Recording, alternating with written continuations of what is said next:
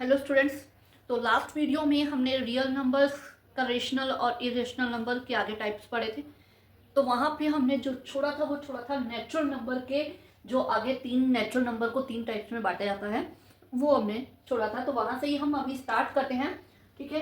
तो यहाँ पे हमारे पास है कि नेचुरल नंबर तीन टाइप्स में बढ़ जाते हैं, प्राइम नंबर, कंपोजिट एंड को प्राइम नंबर। इनको तीन तरह से हम शो कर सकते हैं। प्राइम नंबर्स, बड़े बच्चे बहुत ज़्यादा कंफ्यूज होते हैं प्राइम नंबर्स क्या होते हैं।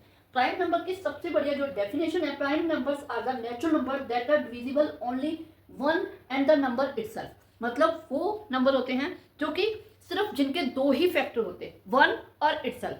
दो से ज्यादा या दो से कम फैक्टर वाले को भी प्राइम नंबर नहीं बोला जाता।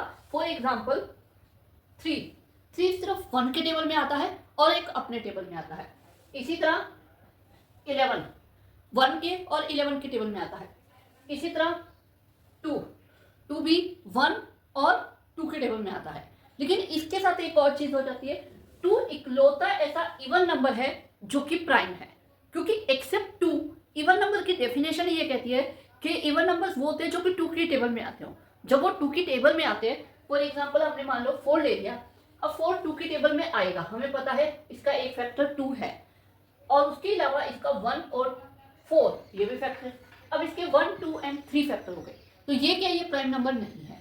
प्राइम नंबर वो होता है इवन, मतलब जो 1 और इटसेल्फ सिर्फ अपने टेबल में और 1 के टेबल में आता है। तो उसी तरह से यहाँ पे आपके पास क्या है कि 2 इकलौता इवन नंबर है जो कि प्राइम है, और सबसे स्मॉलेस्ट प्राइम नंबर भी 2 है। अब आप बोलोगे मैम इससे पहले तो 1 भी आता है, ठीक है, लेकिन 1 प्राइम नंबर नहीं है, क्योंकि 1 का फैक्टर इटसेल्फ भी 1 है और 1 भी 1 है, यानी कि इसका एक ही फैक्टर है, इसके दो फैक्टर नहीं है। और प्राइम नंबर के लिए दो फैक्टर होने चाहिए, तो ये प्राइम नंबर नहीं माना जाता। ओके, ठीक है। तो उसके बाद आते हैं कंपोजिट नंबर। अब जो प्राइम नहीं होते वो क्या होते हैं, कंपोजिट होते हैं। कंपोजिट वो नंबर होते हैं जिनके दो से ज्यादा फैक्टर होते हैं। Composite number are the number that have more than 2 factors, दो से ज्यादा फैक्टर होते हैं।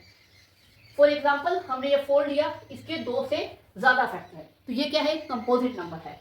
इसके अलावा 9 है, 9 3 के टेबल में जाता है, 9 के टेबल में जाता है, 1 के टेबल में, तो दो से ज्यादा फैक्टर है, ठीक है, जिसके दो से ज्यादा फैक्टर हो। मतलब सिंपल है कि वो इटसेल्फ 1 और इटसेल्फ, इन दोनों के अलावा किसी और एटलीस्ट एक और टेबल ऐसा होना चाहिए जिसके टेबल में नंबर जाए, तो उसे हम कंपोजिट बोलेंगे। ओके, ठीक है। इस हिसाब से अब 1 की बात की जाए तो 1 अभी मैंने कहा था प्राइम नहीं है, तो अभी मैंने साथ में ये भी बोला कि जो नंबर प्राइम नहीं है वो कंपोजिट है, लेकिन 1 कंपोजिट भी नहीं है, एक्सेप्ट 1 है। हम और एक और चीज, हम ये सारे नेचुरल नंबर की बात करें, नेगेटिव नंबर्स के ऊपर नहीं, नेचुरल नंबर्स के ऊपर हम ये सारी चीजें अप्लाई कर रहे हैं, ठीक है। तो 1 जो है वो ना तो प्राइम है ना कंपोजिट है। प्राइम के लिए दो फैक्टर चाहिए जो इसके नहीं है, कंपोजिट के लिए मोर देन 2 फैक्टर चाहिए, वो भी 1 के नहीं है। 1 का सिर्फ एक फैक्टर है, वो है 1, तो इसलिए 1 ना तो प्राइम है ना ही कंपोजिट है।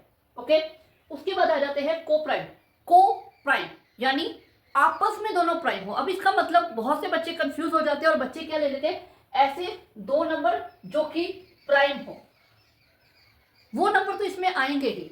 ये ऐसे नंबर का पेयर होता है, को prime number are the pair of two number which have a common factor 1।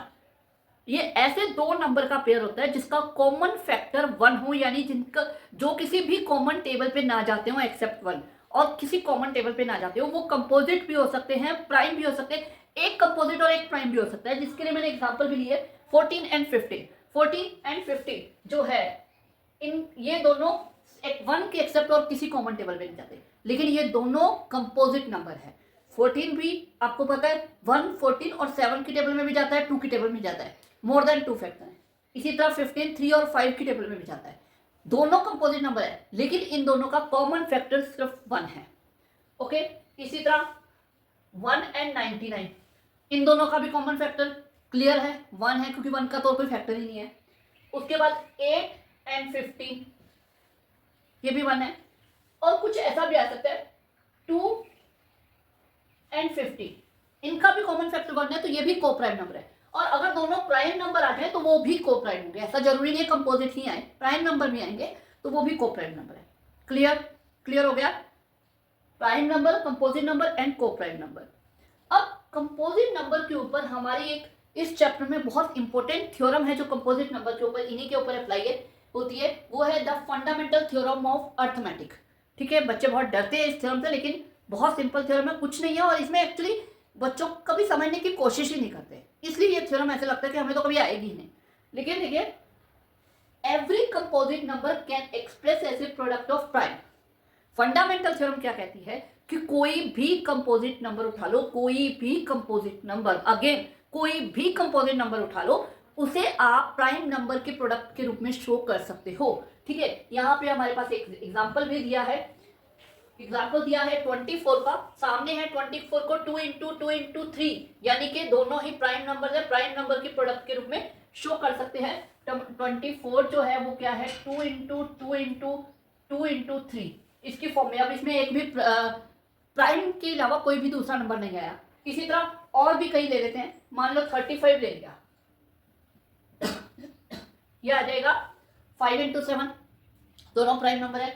48 ले लेते हैं, 2 इंटू 2 इंटू 2 इंटू 3, 2 की 4 इंटू 3, ये भी सारे प्राइम नंबर है। कुछ भी आप ले लीजिए, 100 ले लो, 2 इंटू 2 इंटू 5 इंटू 5, 2 की 2 इंटू 5 की 2, ये भी दोनों प्राइम नंबर है। तो कोई भी कंपोजिट नंबर आप ले लीजिए, उसको हम प्राइम नंबर की प्रोडक्ट के रूप में शो कर सकते हैं।